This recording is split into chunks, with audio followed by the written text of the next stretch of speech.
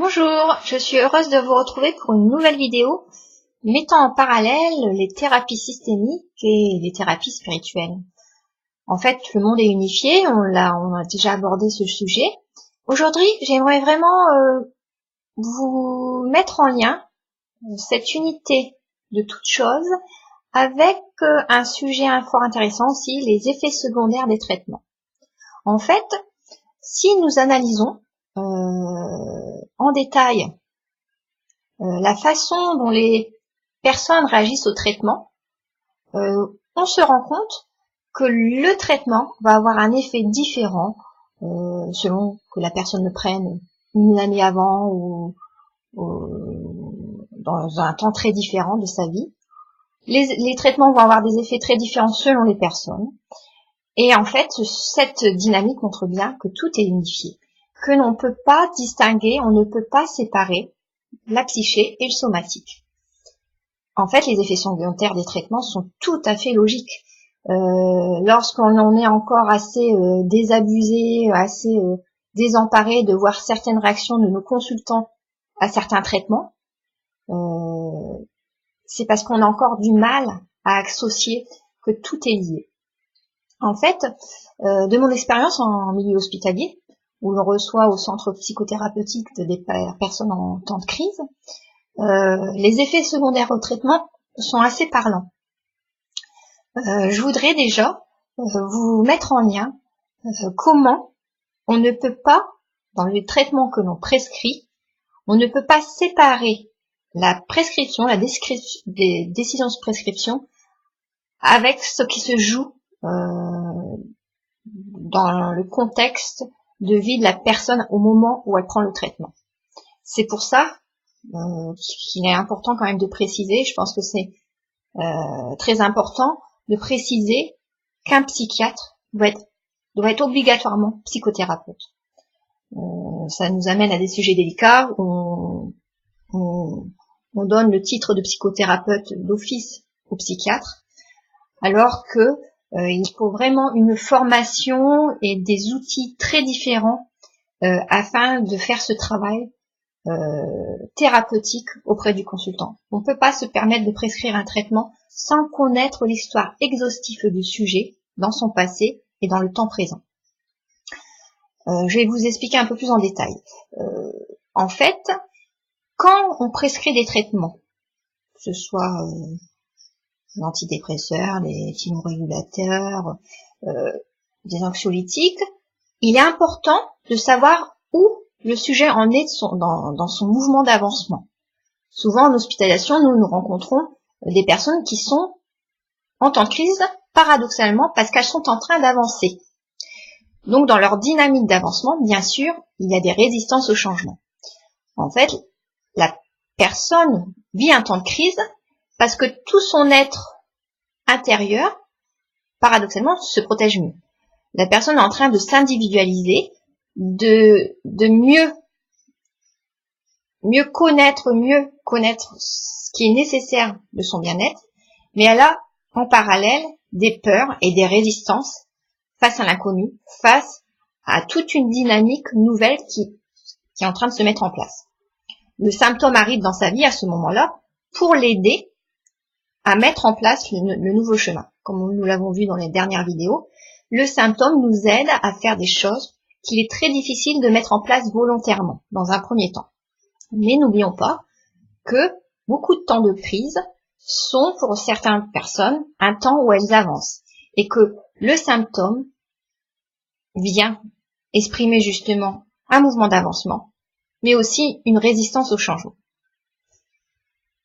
Donc pour reprendre, au niveau des effets secondaires des traitements, il est important de distinguer durant ce temps de crise si la personne est dans un mouvement d'avancement qui provoque des symptômes parce qu'elle est en pleine résistance à ce changement positif, ou si la personne n'est pas dans ce mouvement d'avancement quand elle présente des symptômes, c'est-à-dire qu'elle est en saturation d'un vécu, d'un fonctionnement désadapté et elle sature, donc les symptômes viennent en lieu et place pour l'aider à bouger les choses, mais psychologiquement, elle n'est pas encore Elle n'a pas encore eu le déclic.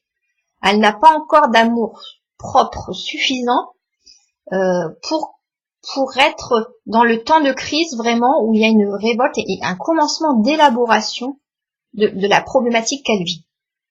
Ça, c'est important de bien distinguer si la personne, quand elle arrive dans ce temps de crise avec des symptômes, est dans un mouvement d'avancement, c'est-à-dire d'élaboration psychique de son problème.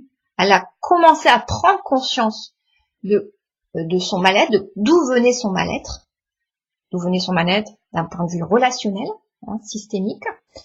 Elle a pris conscience de toutes les problématiques qui se jouaient et pris conscience de comment elle portait un stress relationnel, un stress groupal, un stress systémique. Ou, donc, soit elle a commencé à prendre conscience de tout ça, soit elle n'a pas encore pris conscience d'où venait sa problématique. Elle a des symptômes, parce qu'elle est en saturation d'un fonctionnement désadapté, mais elle ne comprend pas encore comment elle porte les dysfonctionnements d'un groupe. Donc ça, c'est les 2 points importants à noter. Et il faut repérer. Vous voyez comment il est important que le médecin, le psychiatre, ait bien connaissance du contexte psychologique dans lequel le sujet est au moment du temps de crise pour lui prescrire le traitement. Ça amène vraiment un engagement énorme. Et si le médecin n'a pas cette possibilité de faire tout ce travail thérapeutique, c'est important qu'il travaille vraiment en complémentarité avec un thérapeute, en travail d'équipe. On voit encore que tout est unifié. Le médecin et le psychothérapeute doivent être en complémentarité dans la décision de prescription des traitements pour faire du bon boulot. C'est hyper important. Et on en est encore loin au niveau de la psychiatrie. Donc, je vais vous donner quelques exemples cliniques qui vont vraiment vous parler pour vous rendre compte qu'on ne peut pas distinguer la psyché du soma quand on prescrit des traitements. Donc, je vais vous reparler d'un exemple clinique que je vous avais proposé il y a quelques vidéos. Pour commencer, c'était l'exemple d'un monsieur qui revenait tous les ans au centre pour dépression. Et comme je vous avais dit, tous les ans, on lui donnait un traitement afin qu'il récupère, qu'il prenne un rythme différent, puisque c'était un monsieur qui était en hyperactivité. Et dans son épuisement professionnel, le traitement lui était prescrit afin qu'il ralentisse. Mais bon, c'était plus le repos au centre qui lui faisait du bien. Vous allez voir ça parce qu'en fait, au fil des années, comme je vous l'avais expliqué, de façon chronique, il revenait en hospitalisation, il se reposait, et un jour, le traitement n'a plus du tout réussi. Il a vraiment, le traitement a provoqué des résistances et là, il y a eu vraiment démence, alors que c'était le même traitement qui était prescrit. Et là, on voit que le traitement n'a pas eu le même effet, parce que sa psyché était complètement en saturation de la problématique systémique, la problématique relationnelle et transgénérationnelle qu'il vivait.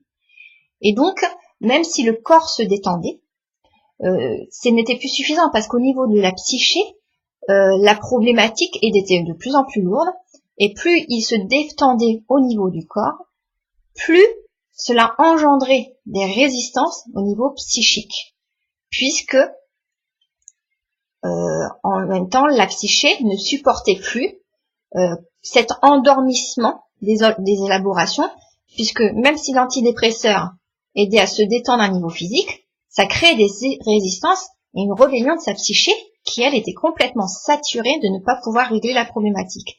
Et voyant que l'antidépresseur enfermait encore plus, comme une camisole chimique, enfermait encore plus la problématique à empêcher des totales élaborations, alors que l'inconscient du patient était en train de se révolter. L'inconscient du patient est en train de se dire, je ne peux plus vivre comme ça, il faut que j'élabore ce qui se joue. Au moment où le patient commence à élaborer, l'inconscient de notre patient commence à élaborer laborieusement cette problématique dont il a peur, il se voit intégrer un antidépresseur qui l'amène encore plus à être parasité dans les élaborations qu'il a tant de mal à mettre en place. Donc l'inconscient se rebelle totalement. C'est déjà très difficile pour l'inconscient d'élaborer cette problématique. Il commence à l'élaborer, et voilà que le traitement chimique lui met encore des bâtons dans les roues pour empêcher cognitivement ces élaborations. Et là, on voit la démence arriver. L'inconscient se rebelle, il n'en peut plus. Il n'en peut plus et il ne peut plus supporter encore autant d'obstacles, ici des obstacles chimiques, pour l'empêcher d'élaborer. Il a déjà les peurs, l'inconscient qui l'empêche d'élaborer, et il voit encore ce traitement chimique qui vient l'empêcher d'élaborer, là où, en pleine saturation, lui, il ne peut plus, et il veut courageusement commencer à élaborer tout ça. C'est important de se rendre compte qu'à ce moment-là, le traitement n'a pas eu le même effet, parce que le patient commençait à élaborer. Il était en pleine amorce du mouvement d'avancement. Contrairement aux autres années, où il n'était pas encore dans cette prise de conscience et de cette volonté d'élaborer la problématique, et donc le traitement l'endormait encore plus, là où déjà il était de lui-même dans une non-volonté à élaborer tout ça. Voilà, donc ça l'a encore fermé encore plus dans cette anesthésie psychologique les autres années. Mais vous voyez comment c'est important de bien distinguer si le consultant est dans un mouvement d'avancement de ses élaborations ou pas. Là, on a un effet différent du traitement selon que le patient a pris conscience ou non de sa problématique. Au moment où il a eu la démence, ce monsieur, il commençait à prendre conscience de sa problématique parce qu'il était trop confronté à tous ces dysfonctionnements, ce qui a amené l'inconscient à saturer et à commencer à élaborer le problème. Donc ça, c'est hyper important à chaque fois à distinguer. Donc n'oublions pas qu'il faut vraiment faire une enquête exhaustive de la dynamique relationnelle dans laquelle le sujet est.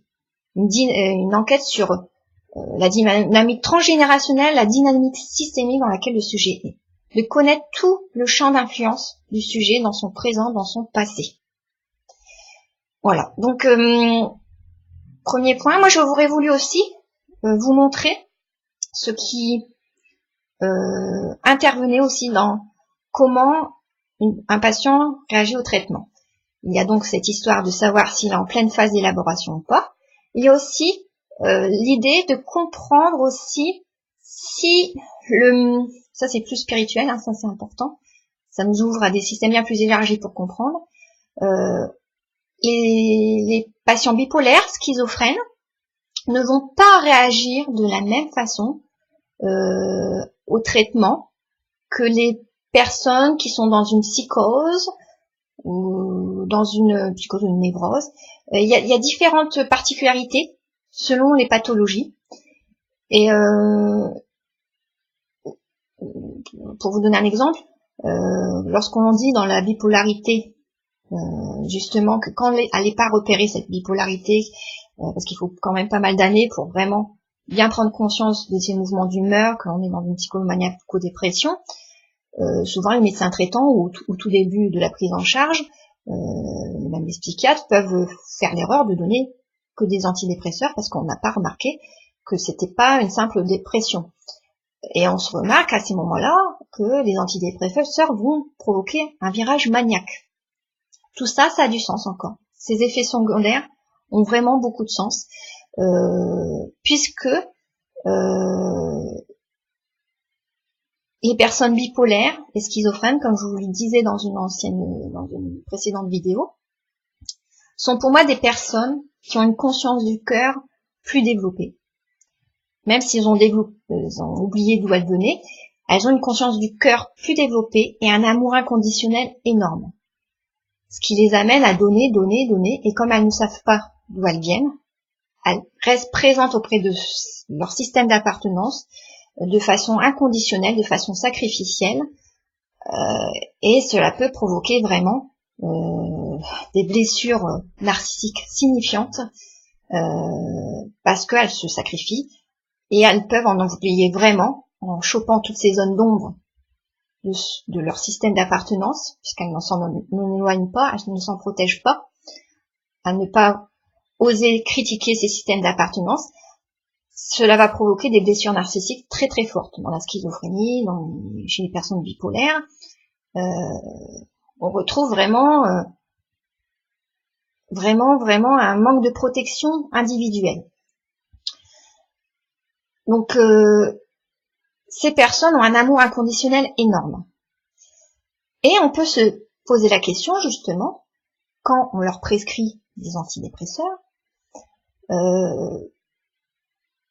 il y a un lâcher-prise au niveau physique, n'oublions pas, mais ce qui est important de voir, c'est que les médicaments interviennent à différents niveaux. Donc si ça amène un lâcher-prise physique, la psyché n'est pas nécessairement d'accord, tout est unifié. Donc ça va provoquer un décalage énorme entre ce qui se passe dans la psyché et le somatique. Le lâcher-prise physique va amener des résistances signifiantes au niveau de la psyché, puisque la personne schizophrène ou la personne bipolaire ont un amour inconditionnel énorme. Elles ont construit des défenses cognitives signifiantes, des défenses de déni signifiantes pour inconsciemment protéger leur système.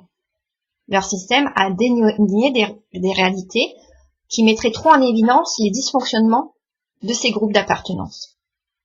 Donc elle s'est construite toute une réalité et un déni signifiant pour protéger ces systèmes d'appartenance et ne pas avoir à les critiquer, ne pas avoir à poser leur dysfonctionnement. Parce que les personnes schizophrènes comme bipolaires ont un amour inconditionnel énorme et elles ne peuvent pas envisager de critiquer ceux qu'elles aiment. Donc, au moment où le traitement est prescrit, qui entraîne un lâcher-prise, il va entraîner un lâcher-prise cognitif. Les personnes bipolaires, schizophrènes, ne pourront plus être aussi vigilantes dans leur défense de déni, à dénier toutes les fragilités autour d'elles.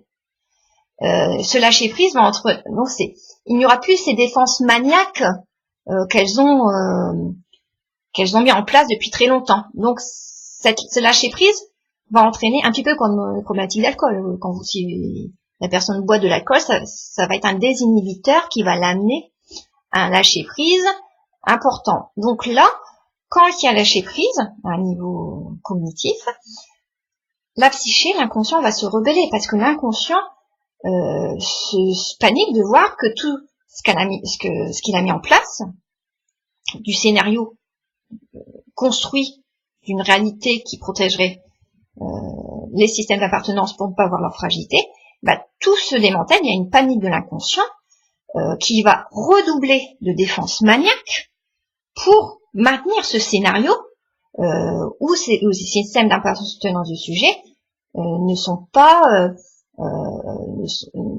mis en défaut dans les dysfonctionnements.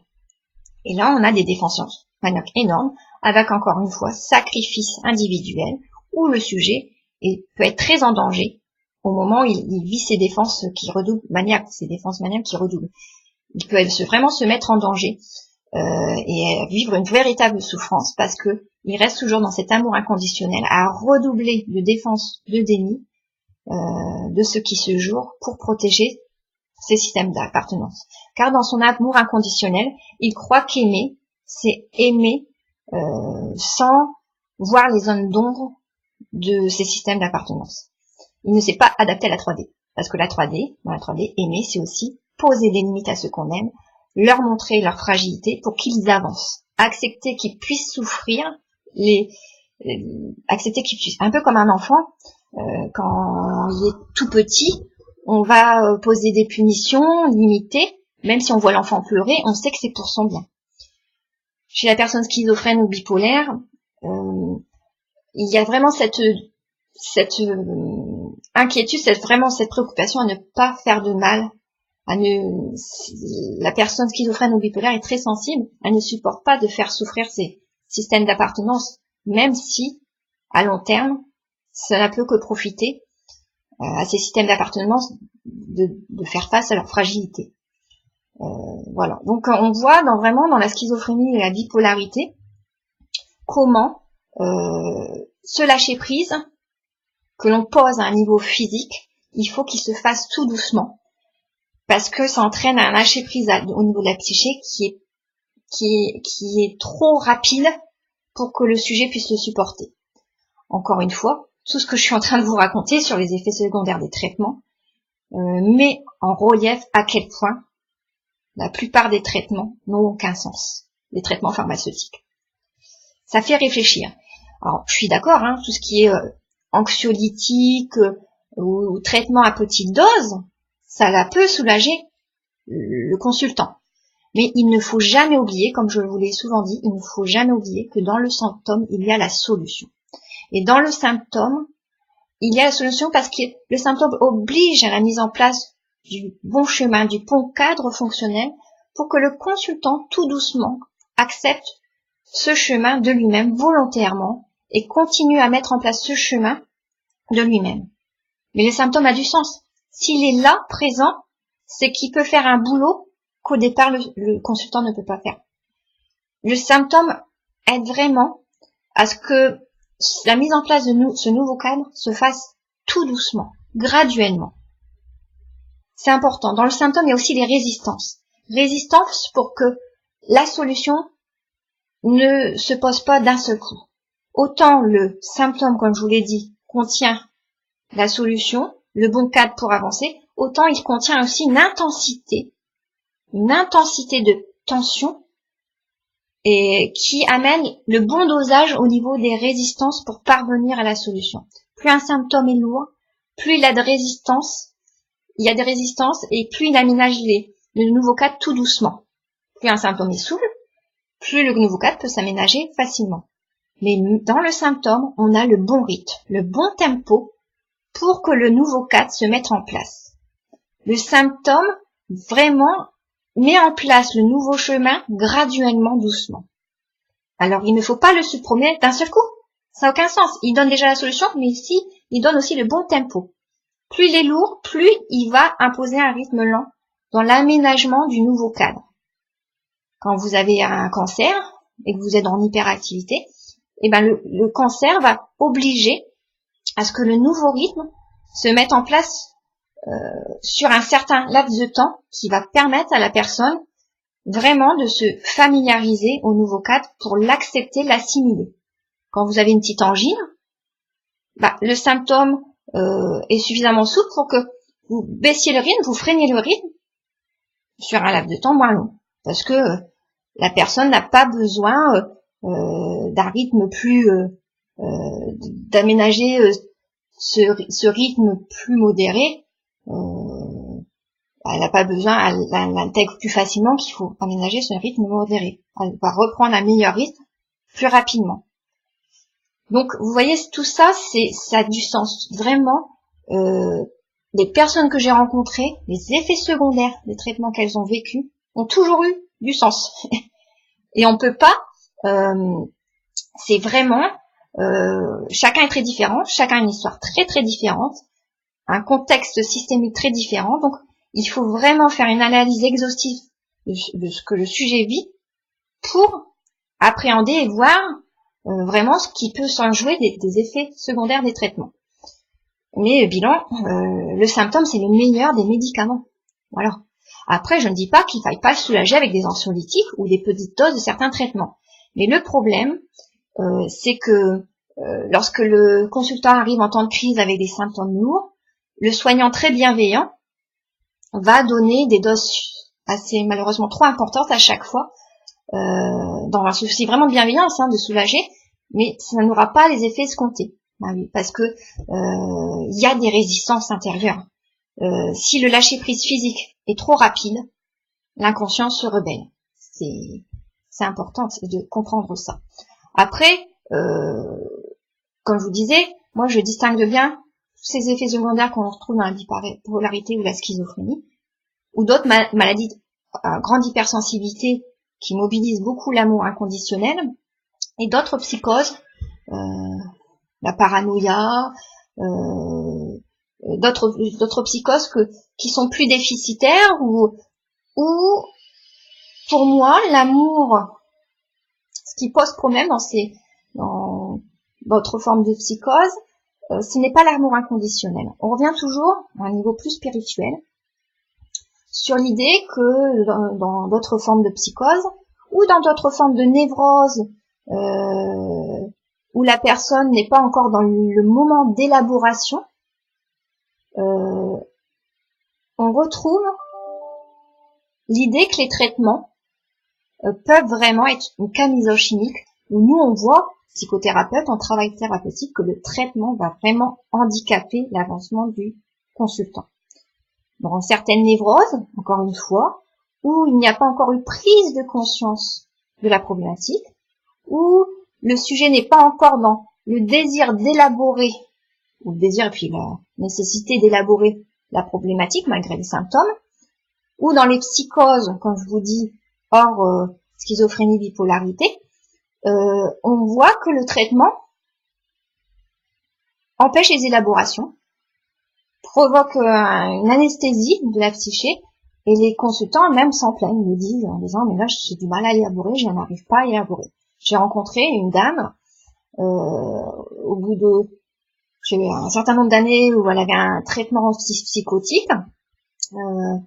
On a commencé les élaborations et en fait elle m'expliquait que pendant des années elle avait vécu comme un légume, qu'elle avait vraiment elle avait vraiment eu elle se sentait vraiment morte intérieurement et se culpabilisait de tout ce qu'elle faisait vivre à ses systèmes. Et plus elle a élaboré, parce que tout doucement, elle a pu tout doucement se désengager des traitements, plus elle a élaboré la problématique, plus elle s'est rendue compte que tant qu'elle n'avait pas pris conscience de la problématique familiale et qu'elle était sous traitement chimique pendant des années, tant qu'elle n'avait pas eu prise de conscience de cela, le traitement l'avait vraiment maintenue comme un légume. Au moment où elle a fait son travail thérapeutique en prenant conscience qu'elle portait le stress du groupe, qu'elle était dans des relations fusionnelles à son mari et à sa fille, et que, inconsciemment, les membres de sa famille lui faisaient porter un stress très lourd et qu'elle était d'une générosité, on n'arrivait pas à se défaire de cette tâche, elle a vraiment réalisé, à partir de ce moment-là, que sa problématique psychotique venait de cette incapacité à se désengager des stress des autres et à redistribuer à tous les membres de son système le stress, de pas le maintenir que pour elle. Elle a pris conscience de tout ça. Et avec du recul, c'est très intéressant d'entendre parler de ce vécu de 8 ans, ou je ne sais plus exactement, où vraiment elle s'est sentie un légume, elle n'arrivait pas à comprendre ce qui se passait, pourquoi elle était dans la psychose, pourquoi elle avait des angoisses constantes, pourquoi le traitement certes apaisait ses angoisses, mais elle se sentait malheureuse, dans un mal-être. Quand elle a pu prendre conscience de cette dynamique où elle était complètement usée, fatiguée de porter les responsabilités de chacun dans une relation très fusionnelle, elle a vraiment, bien sûr avec douleur, comme je vous dis, le travail d'élaboration n'est pas sans mal, mais c'est les angoisses, la douleur, c'est le moteur pour avoir envie de sortir de tout ça. Le traitement ne doit pas anesthésier ce qui est le moteur à l'avancement. C'est parce que la personne vit des émotions désagréables, de la colère, de la frustration, de la peur, de la saturation, qu'elle va avoir envie d'avancer, car elle va avoir envie de sortir de tout ça, comme me disent beaucoup de consultants. Oh, bah écoutez, Madame Garnier, moi j'accepte de vous si vous voulez, parce que on peut pas toucher plus le fond, et moi j'ai envie de rebondir. Et souvent, dans les temps de crise, les personnes sont capables de mobiliser une énergie énorme pour sortir de leur douleur. Si on anesthésait tout ça avec des traitements, alors je vous rassure, quand la personne a commencé les élaborations, le traitement ne pourra rien faire. Au contraire, il peut d'ailleurs provoquer des réactions extrêmes du consultant. D'où l'importance, encore une fois, de bien cerner si la personne est en pleine élaboration. Ça me fait penser à un monsieur qui était venu au centre. On n'avait pas encore pris conscience du contexte dans lequel il était. En fait, il vivait vraiment un mouvement d'affirmation où sa compagne, il commençait à poser des limites à sa compagne, puisque cette compagne, comme il a raconté, maintenait tout un système relationnel avec le papa de sa fille, et lui n'avait pas plus du tout sa place depuis des années. Donc c'était son nouveau compagnon depuis des années, mais sa compagne allait manger chez son ex avec sa fille sans l'avertir. Donc il s'était rendu compte, même si ça faisait depuis un certain temps qu'il se rendait compte qu'il n'avait pas sa place, le nouveau compagnon près d'elle, il avait tellement peur de la perte qu'il n'osait pas s'affirmer. Donc il acceptait énormément de choses dans son système relationnel, et à force de saturation, il est arrivé au centre dans un temps de crise, il commençait à s'affirmer, et voilà qu'on lui donne un traitement pour lâcher prise, d'accord, il lâche prise physiquement, mais comme il est en plein mouvement d'avancement d'élaboration, sa psyché n'a pas supporté qu'on entrave ce mouvement d'affirmation en lui. Donc, il sentait son corps lâcher prise, mais il se sentait psychiquement en train de s'affirmer, en train de dire stop, stop, je mets des limites à tout ça, je ne veux plus être à cette place de non-affirmation dans mon système relationnel. Et la psyché non contente, sa psyché non contente d'avoir encore un obstacle d'affirmation, un obstacle chimique d'affirmation, s'est rebellé et il a agressé au centre le papa de sa belle-fille. Et personne n'a compris à ce moment-là, alors qu'on a pu reprendre avec l'équipe et on s'est rendu compte qu'il était en pleine phase d'affirmation et on avait accéléré cette affirmation de façon trop excessive en lui donnant un traitement antidépresseur, un désinhibiteur, là où il commence à s'affirmer et que le mouvement, il fallait pas l'accélérer au travers d'un antidépresseur. Parce que, bien sûr, il y avait lâcher prise physique, mais aussi lâcher prise psychique. Et son inconscient s'est rebellé, quoi. Et résultat, il a été en intra hospitalier. Pour vous dire que c'est hyper important de vraiment, vraiment cerner le contexte dans lequel le consultant est au moment où on prescrit le traitement. C'est très, très important, hein. Donc voilà, c'est surtout ça que je voulais vous dire. Je regarde un peu mes notes, hein. Sachant que, comme je le disais, et ce que j'ai remarqué en travail thérapeutique, puisque ça c'est aussi très important, c'est pour un patient, un médecin avait fait une fenêtre thérapeutique. C'était un patient psychotique qui était en travail thérapeutique depuis un quelque temps, et son psychiatre voyait que les traitements étaient de plus en plus dosés et qu'il y avait de moins en moins d'effets du traitement. Et en même temps, c'était logique, parce que à chaque fois que ce monsieur, dans sa psychose, élaborait sa problématique, il y avait des effets signifiants. Chaque chose qui était bougée, même dans le bon avancement, créait des résistances énormes, parce qu'il y avait une telle rigidité que chaque mouvement d'avancement chez ce monsieur créait des symptômes signifiants, notamment les angoisses. Et donc cette psychiatre avait fait une fenêtre thérapeutique afin de voir ce qui se jouait. Et ce qui a été particulièrement parlant, c'est que dans le travail thérapeutique, le consultant a largement eu plus de facilité à élaborer. Il était bien plus présent, il élaborait bien plus facilement, même si pendant le traitement, assez lourd qu'il avait, il arrivait à élaborer. Mais déjà, il se payait des résistances et des symptômes signifiants à chaque fois qu'il commençait à élaborer quelque chose, et il n'arrivait pas à associer comme il a pu associer après l'arrêt du traitement. Il ne pouvait me parler de tout ce qui se passait, de fonctionnement de ces systèmes d'appartenance, des relations qu'il avait avec eux. Il pouvait associer comment ces symptômes pouvaient être en lien avec ce qui se jouait dans sa famille, mais de façon bien plus fluide qu'avant. Hein. Et ça, c'est quand même très parlant. Et de même que c'était très parlant aussi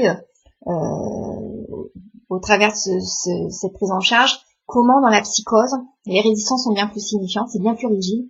Donc à chaque avancement, ça fait du bruit. Et il faut que psychiatres et psychothérapeutes puissent vraiment échanger pour bien prendre conscience de ça. Beaucoup de médecins psychiatres encore ont du mal à accepter certains travails thérapeutiques de leurs patients psychotiques.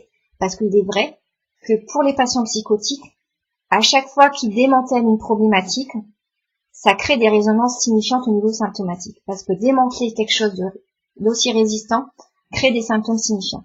Mais en même temps, c'est nécessaire. C'est le passage nécessaire pour avancer. Il est bien plus facile de démanteler des dysfonctionnements névrotiques. Ça crée moins de bruit. Mais il faut s'interroger. Il faut se dire, bien sûr, voir nos consultants souffrir quand ils élaborent leur problématique, c'est difficile. Mais c'est le passage obligé pour que ça avance, plutôt que d'avoir nos patients psychotiques qui n'ont pas d'espace thérapeutique et qui prennent des cachets à vie, et de les voir s'engager dans un endormissement psychique où nous, sans nous rendre compte, les soignants, nous participons au sacrifice systémique de ces patients-là. Puisque dans leur fonctionnement symptomatique, ils portent le stress du groupe. Et nous maintenons ça en leur prescrivant des traitements qui les empêchent d'élaborer pour se dégager de ce sacrifice systémique. Il faut accepter justement qu'au moment où chaque dysfonctionnement va être abordé par le consultant psychotique, cela va créer des peurs signifiantes qui vont entraîner des symptômes ponctuels signifiants aussi. Et qu'il faut accepter qu'à ces moments-là, les patients soient mal. Parce que n'oublions pas que l'angoisse, moi j'ai ma définition propre de l'angoisse, hein, très simple et très concrète, typiquement comme l'angoisse comme les symptômes d'ailleurs, c'est que l'angoisse est provoquée par un mouvement d'avancement psychique, un élan d'avancement psychique, et une résistance à cet élan, à ce changement. Donc l'angoisse, c'est en fait c'est le résultat du tiraillement entre le mouvement d'avancement psychique qui est en train de se faire et le mouvement de résistance de la même ampleur qui est en train de se poser. Dans ce tiraillement de deux mouvements opposés, nous avons la création de l'angoisse et du symptôme. Donc, vous voyez comment l'angoisse est encore un repère pour comprendre que le consultant est peut-être en train d'être dans un avancement. Au moment où il est dans une angoisse, il est en train d'avancer, mais les peurs font qu'il résiste en même temps. Mais il est en train d'avancer. Et cette angoisse nous donne un repère sur là où il en est. Il peut, bien sûr, puis avoir d'angoisse, mais ça ne veut pas dire que la problématique est réglée.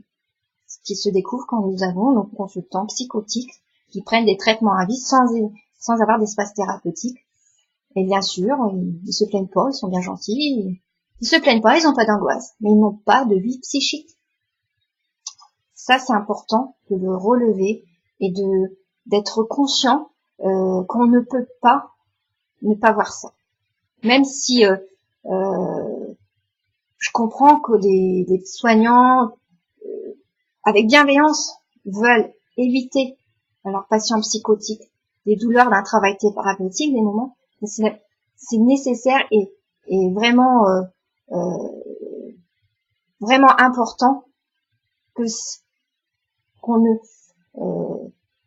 n'évite pas ça à nos consultants psychotiques. Il faut bien sûr les soutenir, les accompagner dans ces moments éprouvants, mais toujours leur montrer ce mouvement où il faut qu'ils avancent dans le bien-être et qu'ils ne doivent pas avoir peur de toutes les résistances et de tous ces moments éprouvants qu'ils vont vivre pour avancer.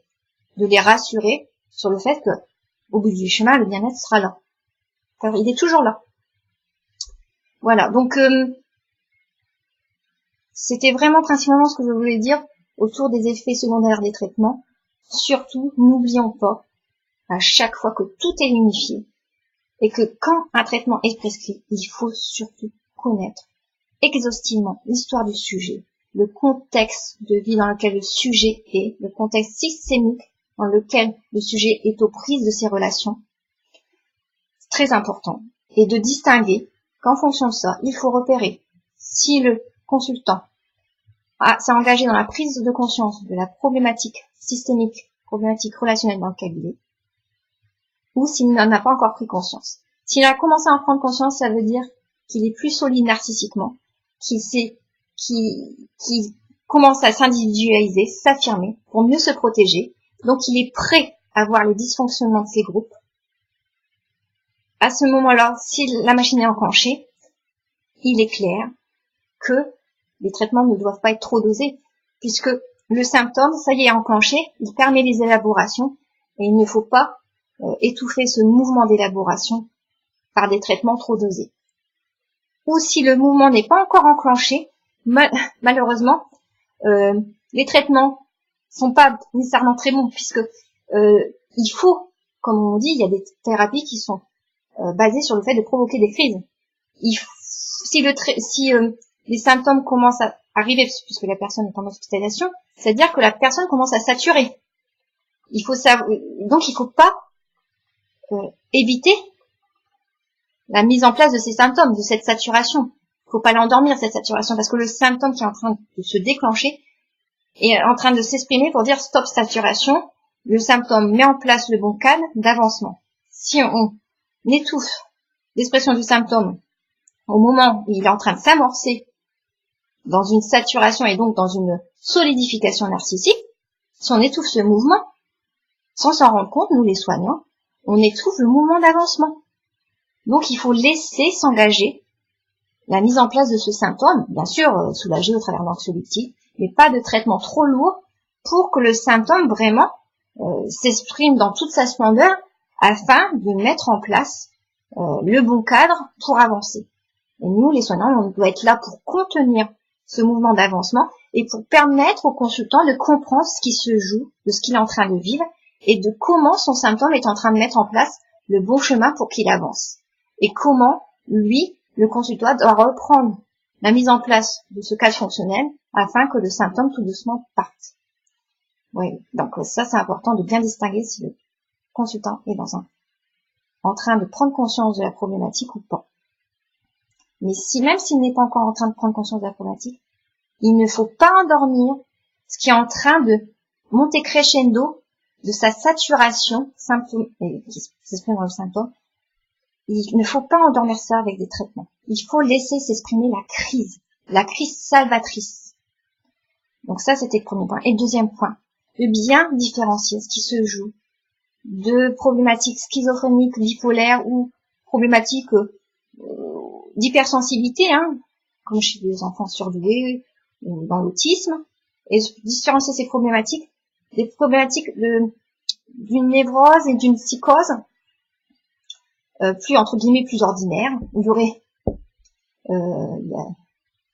Il y aurait, si vous voulez, une conscience du cœur moins élevée, la paranoïa, des psychoses déficitaires, d'autres formes de psychose, d'autres formes de névrose, où là, vous voyez que